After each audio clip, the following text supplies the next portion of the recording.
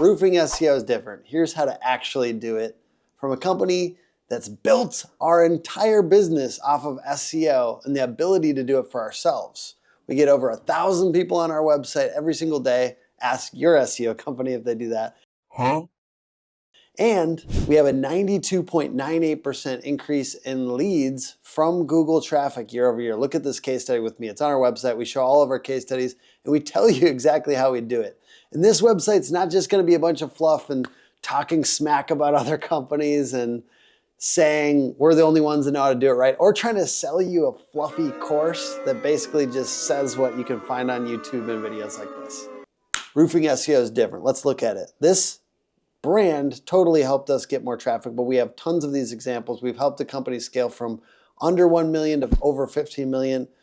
It shows a dramatic 351.32% increase in total keywords with the tool ahrefs.com, ahrefs.com. And you can see how many keywords your website is ranking for right now on Ahrefs. So we use different tools. I'll give you the tools that we use. We use Ahrefs and or SEMrush, semrush.com, to see what keywords the website is ranking for currently and where we have backlinks from. So the two biggest things in SEO, this might be a review for some of you, but content. So things like location landing pages for money keywords. Isn't that a fun, fancy word to say? Money keywords. Basically, keywords that will make you money, okay? Keywords that will actually make you money. And for blog posts that are often increasing your website traffic, maybe not always increasing your leads, but that's good. It's good for Google to see traffic coming to your website. And any other service pages or landing pages on your website that could actually get Google traffic. So we need to increase the amount of content and we need to increase the links from other websites back to yours, not just on things like local directory listings, or they call them NAP listings because it should have the exact same name, address, and phone number, exact same name, address, and phone number on every single one of them, or press release distribution, but things like niche guest posts. So you can go get guest posts out on the internet at other websites and get them back to yours. And I'll tell you exactly how to do that on this video, but the most important thing you need to know is we need more content, we need more and better links. And I'll also tell you what makes a high quality link and exactly how to get more. Don't even need to buy my course. You can cut that. Yeah, and in this case, we're ranking, you can see on this case study that we're ranking for things like roofing Myrtle Beach, roofing near me, roofing Hilton Head. And we also track these things in a local rank tracker from Whitespark. So you can also use that tool.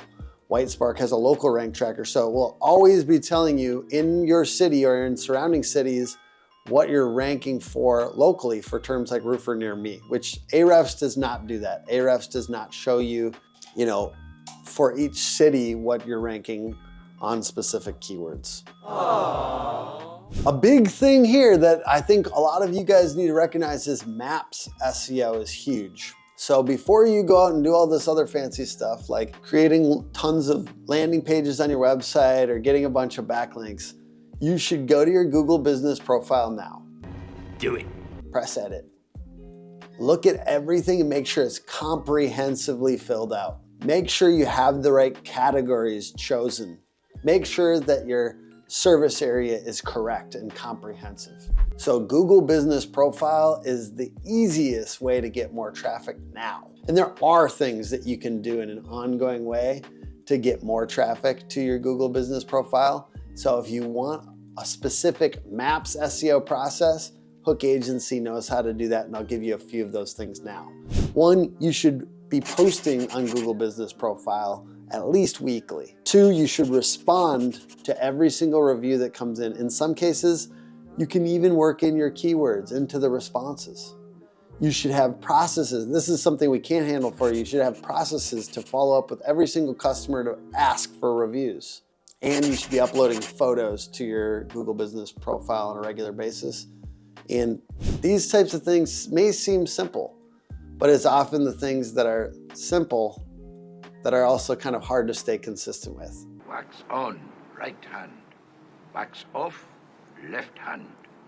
Wax on, wax off. Breathe in through nose, out the mouth. Wax on, wax off. So recognize the best stuff that you're ever gonna do in SEO is sometimes the simplest. Before we get into the rest of this video, I wanna give you a few things that hold your roofing SEO back, because there are certainly things that make it much harder to get a great upward graph going. We want that big, healthy upward graph, right? Things that hold it back: one, having an indistinguishable brand from other brands. So a lot of times companies will have a name that a lot of other people have. Why is that bad? Well, Google is trying to have confidence about serving a particular company. And so if there's 12 of the company, Quality Roofing, for instance, then it might not know which one they're trying to search for. And in fact, you might have seen this if somebody has a company name similar to yours and they're calling you up. That's actually very bad for your SEO and will hold back your rankings. Google is looking for algorithmic certainty to make sure they're serving up the right company. And they have less algorithmic certainty if you have that similar name to a bunch of other companies. We've seen that over and over again.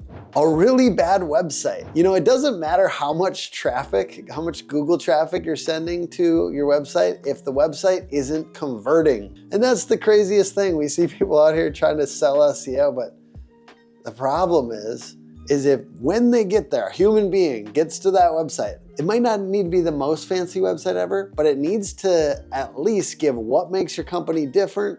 It needs to give some reviews or some trust. Trust. We need to get trust. And then it needs to call them to action. So it doesn't have to be fancy, but it does have to be clear, and it has to actually get the person to contact you. So if you're getting hundreds of people to your website, but only one or two are turning into customers, it might be time to not just lean on SEO, but to actually make a persuasive website that makes human beings want to contact you, not just get people to the website, but actually to get them to follow through. And then lastly, shoveling out low quality content. So there's a difference between well done, like we love AI, right? We use AI all the time. There's a difference between well done, well-researched AI content that has a human touch and just content that's made, that's like 300 words, is barely there. There's not an image, there's no flow to it, there's no headlines. And some people think AI is gonna save them. But if you didn't know how to do this before AI, then you're not gonna do it now. Whereas our website has 1,000 people on it a day because we knew and we know how to actually get people to our website. We built our business off of this. So it's not that complicated, but it is important to do the basics well. So let's give the basics real quick. Yes, you wanna primarily focus, especially at the beginning, on just the keywords that are likely to make you money. So things like location pages, city name plus roofing, city name plus siding, city name plus gutters. All those landing pages for all the cities that you serve first. Make those pages. So 500 to 700 words for each of your key location service pages. Each of those pages needs to have the keyword at the front of the meta title. So a meta title on WordPress, it's very easy. If you've downloaded and activated the plugin Rank Math or Yoast SEO or all-in-one SEO, it will be on the sidebar, there'll be a spot to click and it will pull up the meta title and the description. Then you put the keyword and the location first in the meta title, and then you work it in also into the meta description. The meta description isn't as important as the meta title, but having the keyword and the location up front, and then usually you're trying to kind of increase the click-through rate or the likelihood that a human being is going to click that search result on Google. Because essentially the content that you put in that meta title and the meta description is what's going to show up on Google generally. So and actually let me just show this real quick. If I Google wind roof damage, you can see that my client shows up right here. This text is going to be the meta title, and this text is going to be the meta description. You can see if I edit this post on the backside, here we go. We've got the meta title and it's got roof and wind damage in the title. And then we've also got the description with looking for wind damage to roof systems. This blog post will help you find the problem and solve it. Click here for more information. Now, as you can see here on Google, they actually are not using the meta title. So one thing to note is you may enter the meta title and sometimes Google will use it and sometimes they won't. We've also got the AI overview, right? And the AI overview now, we're in 2024, 2025, and look, it's pulling our clients. Actually, #1 result on that as well. So it is worth it to try to get into these AI overviews, and we've done a lot of work to try to do that. It really is similar to back in the day, it just started, they had search snippets, right? Which is, it intends to answer the question, or it intended, and they still exist, and sometimes at the same time as AI overviews, which is crazy. There's a lot of stuff going on in the Google search results in this day and age. The way you get in there is try to answer it succinctly and authoritatively. So you put the question in a what we call an H2 or a heading 2, and then you answer it briefly below it. Now, those strategies that I learned back in the day, just going after the snippets, now still work and seem to be using similar technology as these AI overviews. So what do you need to do on these posts besides put it in the meta title and description? Well, we want to use the keywords in subheadlines. We want to use the keywords in the article at the beginning and the end of the article. We want to use the keyword in images in the alt tags. So the alt tags, if you look here, you can see wind damage to roof shows as flipped over row of shingles. So you describe the whole image, but you work the keywords in there. And you want to make it comprehensive. So in this case, obviously, I think that this probably has been upgraded a few times. And that's what we do at Hook Agency a lot of times. And that's what you should do, is go back to your winners and keep upgrading them. Upgrading them, upgrading them, upgrading. What I see is a lot of people have this mindset around SEO that's like set it and forget it. And it's really not a realistic thing because we're all competing all the time. So if somebody thinks that SEO is set it and forget it, they might just be trying to sell you something. But really, no matter what, no matter who's doing it, we're all competing with each other all the time. And I promise you, we're not stopping. And we're always upgrading our content, and you should too. And you use the keyword in different places, and I named a few, but there's a lot of ways to continue to do what we call on-page SEO. So on-page SEO is using the keyword in all those places and using variations. And you can do this. You can upgrade stuff with ChatGPT. I've got a great prompt for you guys to create content out of the gate. I actually got this from Matt Diggity. So this isn't original, but I actually did personalize this a little bit for myself. So I'll put this in the description, but essentially it's ChatGPT, when you are writing blog posts or other marketing content, create content strictly adhering to NLP-friendly format, ensure it's straightforward, etc., etc. Don't use these crazy words like navigating, complexities, in conclusion. You know how all that stuff makes it obvious that you're using AI? We're kind of creating our own standard prompt. You can put it in ChatGPT's custom instructions, or how would you like ChatGPT to respond? And we're saying we want to prioritize NLP-friendly content, but also dedicate 40% of your focus to making the content engaging and enjoyable for readers.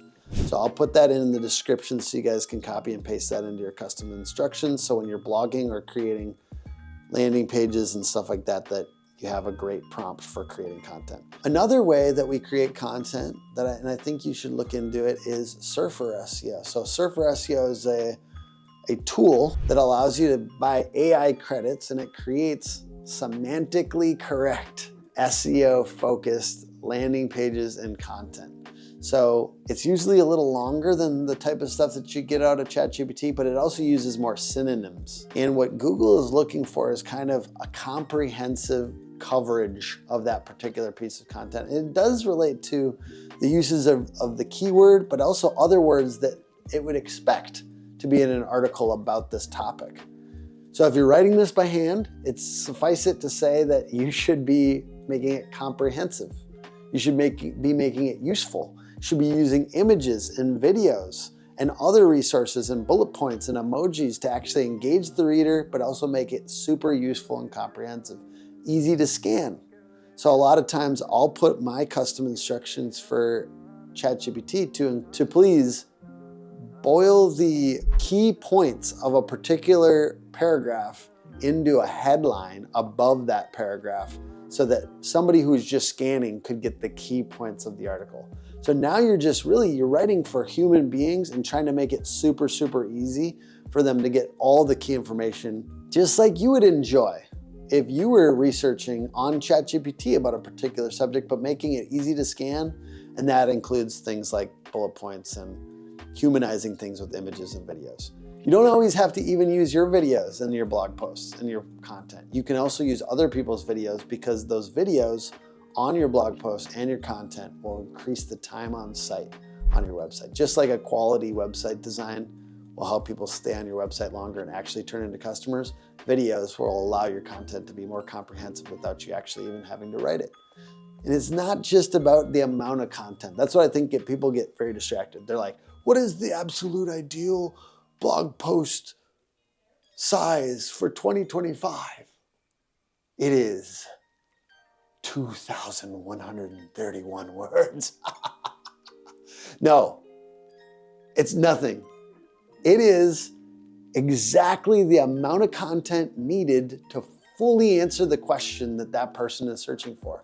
And sometimes that even might be 300 words and a few images, a few infographics. So you have to recognize it's different for every single piece of content. And I have stuff that ranks that only has 300 words on it and a bunch of images. And it's ranked for years. It's ranked for 10 years. I've been doing this stuff for over 10 years. Wow. So make stuff that's useful, not just long. All right, so these are ways besides that Surfer SEO. I want to wrap up on Surfer SEO because I kind of jumped around there. Surfer SEO is a great tool. ChatGPT is fine, especially if you get better at feeding it prompts. So prompts like the one in the description, but also feeding it smaller pieces of information with subject matter expertise. So if you go to YouTube now, on a video that's about how to install roofing underlayment and you copy the whole transcription and put it into ChatGPT and it's from a known expert or from somebody that you trust, that article is actually going to be pretty good because it's not trying to pull all the information from the entire internet. It's trying to pull the information from one subject matter expert. So you can create better content by just decreasing the amount of places it's trying to take information from and take it from an expert. So that's on-page SEO in a nutshell and content marketing. Now, keyword strategy is a whole, you gotta do it for the right keywords. So I'm gonna give you real briefly, it's hard to cover this all in less than an hour, less than even 30 minutes. I'm trying to boil this all down, but the main things on keyword strategy, it's really easy to throw a competitor in here or somebody, let's say I'm nearby to Chicago. I could go roofing Chicago and it doesn't have to be somebody in my direct area because sometimes the people in your direct area are not good at SEO and their content is trash. Most of you, that's the truth. So I can pull somebody from Chicago. I can go Milwaukee. I could go Dallas. I could go bigger city nearby me so I can look at what they're doing. And then I can look at all their keywords. And in Ahrefs, I can tell how many people are searching in a month under the volume and how difficult it would be to rank for. And the fact that slate roof repair near me has 10,000 volume and 0 keyword difficulty is obnoxiously good. So we just found an amazing keyword in about 15 seconds. And you could too, by looking at competitors in major markets. Now you have the obvious ones like Roofing Chicago. That one's going to be very difficult to rank for, right? One thing is you shouldn't always just go after the biggest city. You should go after a city that you can actually rank for. I see a lot of people out there slapping the biggest city nearby in the meta title, but you should look at, hey, what if this smaller suburb with only 100,000 people or 50,000 people, I could actually be number 1 or number 3. That's a big deal. So stop trying to just go after the biggest city and go after one you can actually dominate. And then I just make a list. So I'll come in here, I'll do competitive analysis at 4, 5, 6, 7 of my competitors. I'll make a list of all the keywords I want to go after, and then it's about plotting those out and systematically going after them. Whether it's a location landing page, a service landing page, TPO roof repair, that's a great keyword. It's 250 people searching in a month and 0 keyword difficulty. And then blog posts. So location landing page, service landing page, blog post. Those are 3 major types of content. Just get them all out in a list first. Grab all the keywords you can that are good, and then systematically go through, or have somebody systematically go through and write for those on your website. And do all the things I was talking about in on-page SEO. So that's competitive analysis in a nutshell. Next, you can do other ways to do keyword research. Keyword research literally just means if I think of the 25 things that I do within my 3 major categories, let's say it's roofing, siding, and gutters, but we also do roof repair, we also do TPO roof repair, we also do metal roof repair. Those are all, like, you just list all that out. You list all your different services out, and you can also take guesses for other types of things that people might be searching. And what I'll do, let's say if I have an idea that people are searching for, what is TPO? People might be searching like, hey, I have a TPO problem, but I don't know, a TPO leak, common problem, like common leak reasons. I put that into Google, and then I pull the top result, and I go back to Ahrefs, and I take the link from the top result and I put it in Site Explorer, and look, I find all the things it's actually ranking for. Ooh, can TPO roofing be repaired? TPO roofing problems. How to repair TPO roofing. TPO roof patch. Ha ha ha. This is commercial roofs that somebody is searching this and they're looking for roof patches. And look, all of them have a keyword difficulty of 0. We just found a gold mine, and you could too with this strategy. So that's another way to do keyword research. And there's so many more. You could go to answerthepublic.com, which shows you all the different questions people are asking on search. You could go to Quora.com, Quora.com, to look for questions people have in your niche. And you can go on Reddit. You can do social listening on TikTok. Sometimes the things don't show up in the keyword tool because this keyword tool is looking historically, not current and relevant. So like, for instance, I'm curious, I'm looking around on keywords. So I'm a hip young man. I'm looking on TikTok and I see Bayflation. What is Bayflation? It's apparently when, who's Bay? Yeah, no, but like the artist that they call Bay. Beyonce, thank you. Beyonce, apparently when she goes to a certain area, things all cost more because she's in the area, so hotel prices go way up, and they call it Bayflation. There was no content for it. So if you were at the type of business that made sense to rank for, pop culture or something, that would be a great blog post. What is Bayflation? So you have to also occasionally just keep an ear to social media and look for things that people might be searching for that maybe the keyword tools are not taking into consideration yet, because this is historical. And I would also note that just because a keyword only has 100 or 50 searches, it's not a bad keyword. Sometimes there are just 5 to 10 to 20 ways that somebody's searching for that. and you should still write the piece of content, especially for something like this, like TPO problems, because there's 50 keywords that you can rank for. So it's not just about keywords. Keywords are just a way to kind of dig up the topics that people actually want content for, and then you have to create the piece of content that you'd like to see in the world. So that's keyword research beyond competitive analysis. Now we get to link building. Well, you want links, guys, and you want them to be niche. That's not a very unusual or interesting or innovative strategy. Go to theroofershelper.com and apply to be part of their directory. That's one good free link that you could get right now. That's a niche link. Look for directories in your area.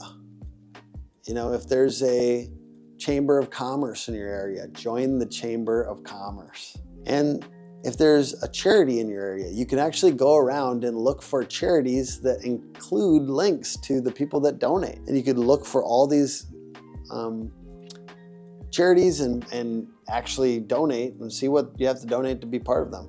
And what you would do though, is you look at how powerful each link is. So for instance, if I go to theroofershelper.com, I can see that it has a domain rating of 33, and the page that the directory is on, it doesn't, let's see what the URL, it has a URL rating of 9.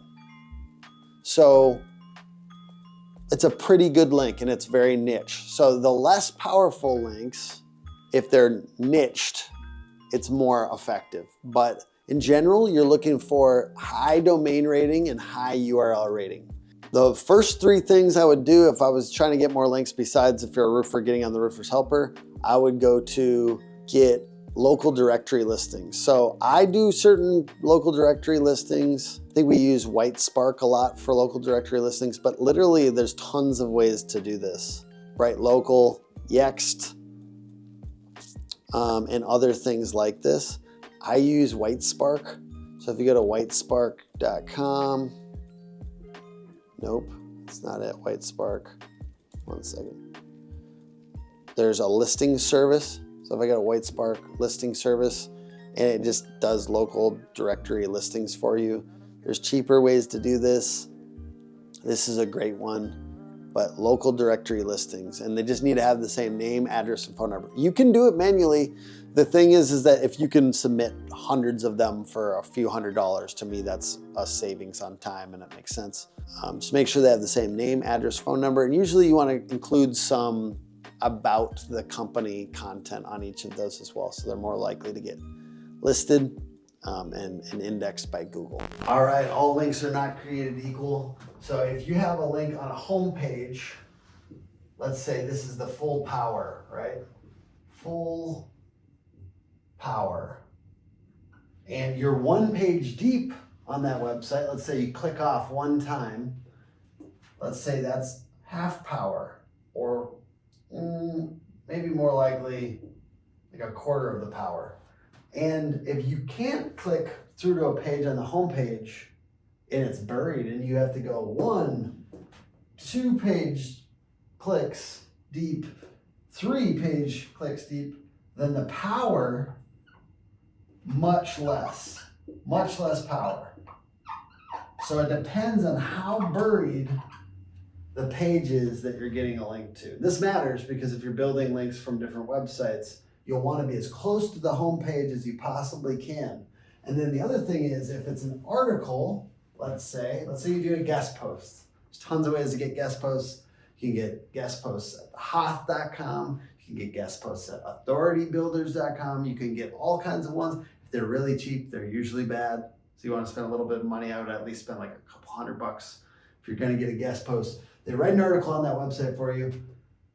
Let's say they link to you in the first paragraph, or they link to you in the last paragraph, right? This link is gonna be way more powerful than this link because it's the more likely to be clicked spot. And it doesn't have to be clicked for it to give power to your website. Doesn't have to be clicked. It just has to be crawled. But Google weights these links. So the closer it is to the home page, the more powerful it is, and the closest it is to the top of the page, no matter where it is on the website, it's going to be more powerful than being at the bottom of the web page. And two other ways to get links now. You could go to weboperators.com and get foundational backlinks. They have an advanced foundational links package, not an affiliate deal or anything like that. Just a way to get links very quickly and get a bunch of them on a bunch of different websites. And I just found this awesome thing on TED, like TEDx. They have ed.ted.com, and you can make your own lesson. And if you actually make a useful lesson, and then in the first section, you could link to your brand or link to a page that you wanted to rank.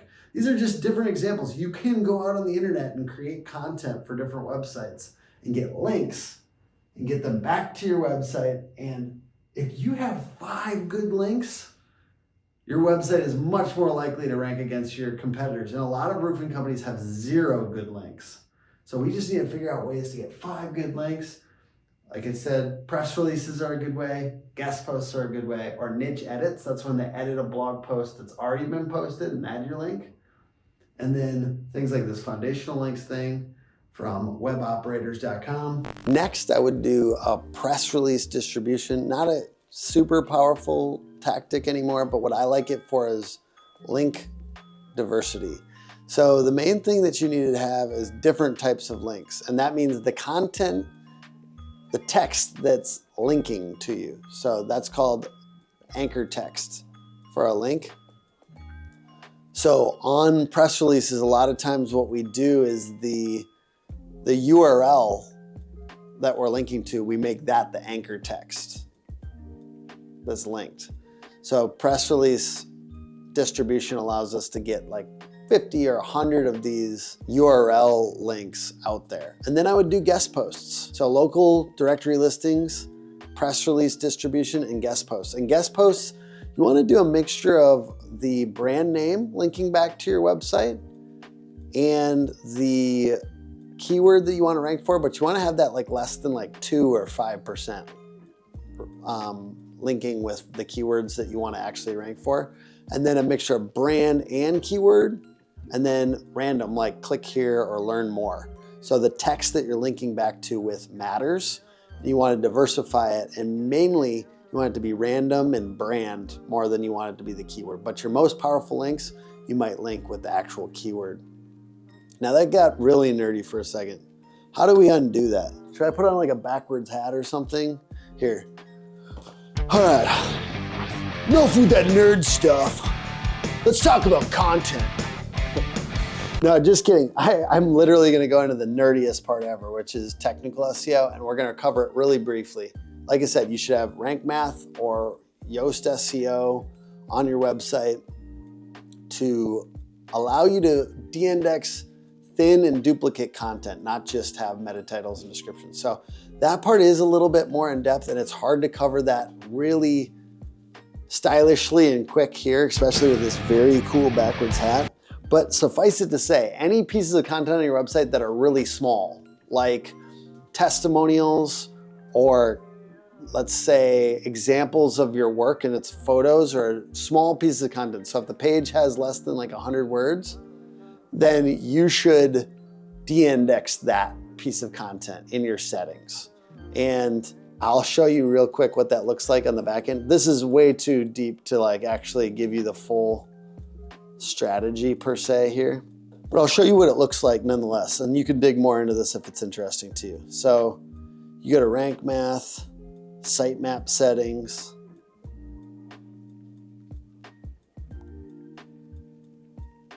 and you essentially, for certain types of content, let's say for YouTube videos, and we actually don't want to rank these things, these YouTube videos, because there's not a lot of content there. We click no index on this page in Rank Math SEO. There's different tools and different things, so that's why I don't want to go crazy in depth, because different tools, but everything on your on your website that has very thin or duplicate content, you want to no index that. So that's just the start of it. You also need some kind of page speed plugin on your website. In our case, we're using Perf Matters and we're using Optimal. Another one is WP Fastest Cache. But you want to activate this thing and you want to make sure that the settings are fairly aggressive. And then you want to use a page speed checker to make sure it's fast. That's as deep as I can go on a video like this about technical SEO. Certainly we learn more and more, and that's part of the reason that we're able to offer such kind of aggressive and consistent roofing SEO services. We would love to serve you and your team. I hope that this video at least gave you some confidence to get started, some ability to actually say, hey, I kind of get how SEO works. I'm going to take some shots at this. I'm going to try. I'm going to actually see if I can get myself some more Google traffic and leads. And you might be a little nerdier for it, but you might be a better business owner, a better roofing marketer. And I hope that this is helpful to even some of our other people in the industry. I certainly learned from your videos. And I certainly learned from everyone out there that really knows how to do roofing SEO and is consistently and aggressively doing it. Like I said, we have many case studies on our website, including that amazing one from Monarch Roofing, and appreciate our partners over there, Martin Pettigrew, and trusting us to be able to get more leads for them year after year, and so many of our other clients that let us do roofing SEO and learn and get better and better every single year with our processes. This is just a basic overview. We are in depth in the trenches, getting this stuff done for you, and we're grateful that you serve the industry and you serve homeowners and are making your services better. So thank you. Bye.